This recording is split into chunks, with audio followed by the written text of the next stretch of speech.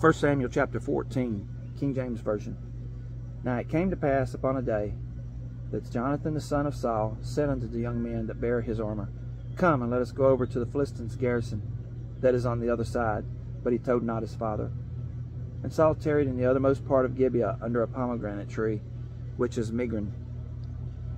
And the people that were with him were about 600 men. And Ahiah, the son of Ahitub, Ichabod's brother, the son of Phinehas, the son of Eli, the Lord's priest in Shiloh, wearing an ephod. And the people knew not that Jonathan was gone. And between the passages by which Jonathan sought to go over unto the Philistines' garrison, there was a sharp rock on one side and a sharp rock on the other side. And the name of the one was Bozez, and the name of the other was Sinah. The forefront of the one was situate northward over against Michmash, and the other southward over against Gibeah. And Jonathan said unto the young men that bare his armor, Come, and let us go over unto the garrison of these circumcised. It may be that the Lord will work for us, for there is no restraint to the Lord to save by many or by few. And his armor-bearer said unto him, Do all that is in thine heart, turn thee. Behold, I am with thee according to thy heart. Then said Jonathan, Behold, we will pass over unto these men, and we will discover ourselves unto them.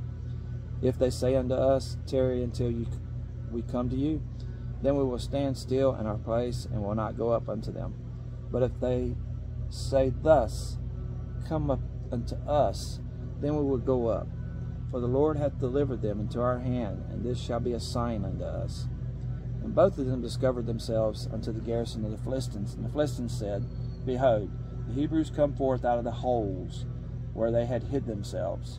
And the men of the garrison answered Jonathan and his armor-bearer, and said, Come up to us, and we will shew you a thing. And Jonathan said unto his armor-bearer, Come up after me, for the Lord hath delivered them into the hand of Israel. And Jonathan climbed up upon his hands and upon his feet, and his armor-bearer after him, and they fell before Jonathan, and his armor-bearer slew after him. And that first slaughter which Jonathan his armor-bearer made was about 20 men, within as it were an half acre of land, which a yoke of oxen might plow. And there was trembling in the host, in the field, and among all the people. The garrison and the spoilers, they also trembled, and the earth quaked. So it was a great trembling. And the watchmen of Saul and Gibeah of Benjamin looked, and behold, the multitude melted away, and they went on beating down one another. Then said Saul unto the people that were with him, Number now, and see who has gone before us. And when they had numbered, behold, Jonathan and his armor-bearer were not there. And Saul said unto Ahiah, Bring hither the ark of God, for the ark of God was at that time with the children of Israel. And it came to pass, while Saul talked unto the priest, that the noise that was in the host of the Philistines went on, and increased. And Saul said unto the priest, Withdraw thine hand. And Saul and all the people that were with him assembled themselves, and they came to the battle. And behold, every man's sword was against his fellow, and there was a great discomfiture. Moreover, the Hebrews that were with the Philistines before that time, which went up with them into the camp from the country round about, even they also turned to be with the Israelites that were with the Saul and Jonathan. Likewise all the men of Israel which had hid themselves in Mount Ephraim, when they heard that the Philistines fled, even they also followed hard after them in the battle. So the Lord saved Israel that day, and the battle passed over from Bethaven. And the men of Israel were distressed that day, for Saul had adjured the people, and saying, Cursed be the man that eateth any food until evening, that I may be avenged on my enemies. So none of the people tasted any food. And all they of the land came to the wood, and there was honey upon the ground. And when the people were coming to the wood, behold, the honey dropped. But no man put his hand to his mouth, for the people feared the oath. But Jonathan heard not when his father charged the people with the oath. Wherefore he put forth the end of the rod that was in his hand, and dipped it in the honeycomb, and put his hand to his mouth, and his eyes were enlightened.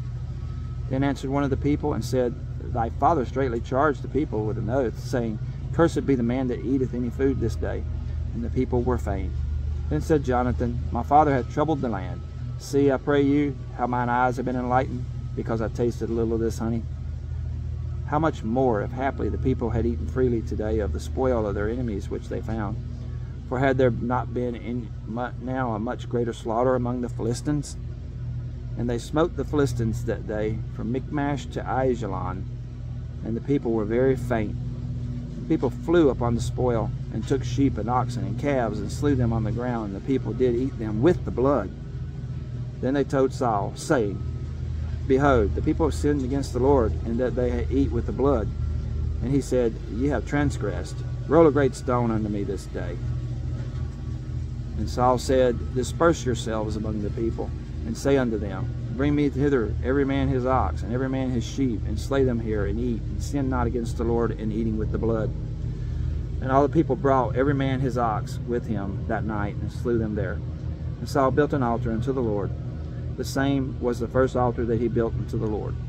And Saul said, Let us go down after the Philistines by night, and spoil them until the morning light, and let us not leave a man of them.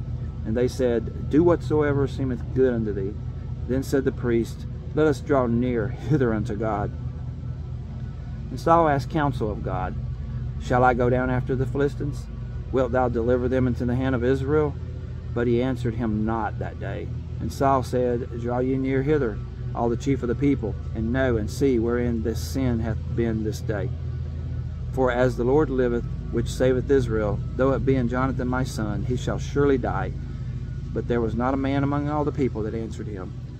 Then said he unto all Israel, Be ye on one side, and I and Jonathan my son will be on the other side. And the people said unto Saul, Do what seemeth good unto thee. Therefore Saul said unto the Lord of God of Israel, Give a perfect lot. And Saul and Jonathan were taken, but the people escaped. And Saul said, Cast lots between me and Jonathan my son. And Jonathan was taken. Then Saul said to Jonathan, Tell me what thou hast done. And Jonathan told him, and said, I did but taste a little honey with the end of my rod that I was in my hand, and lo, I must die. And Saul answered, God do so, and more so also, for thou shalt surely die, Jonathan. And the people said unto Saul, Shall Jonathan die? Who hath wrought this great salvation in Israel? God forbid. As the Lord liveth, there shall not one hair of his head fall to the ground, for he hath wrought with God this day.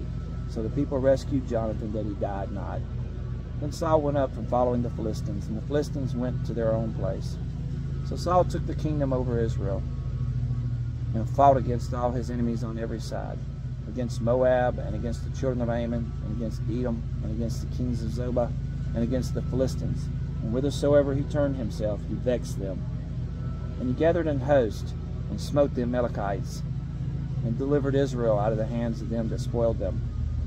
Now the sons of Saul were Jonathan, and Ishui, and Melchishua, and the names of his two daughters were these: the name of the firstborn, Merab, and the name of the younger, Michal.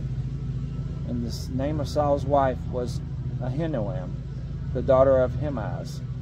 And the name of the captain of the host was Abner, the son of Ner, Saul's uncle.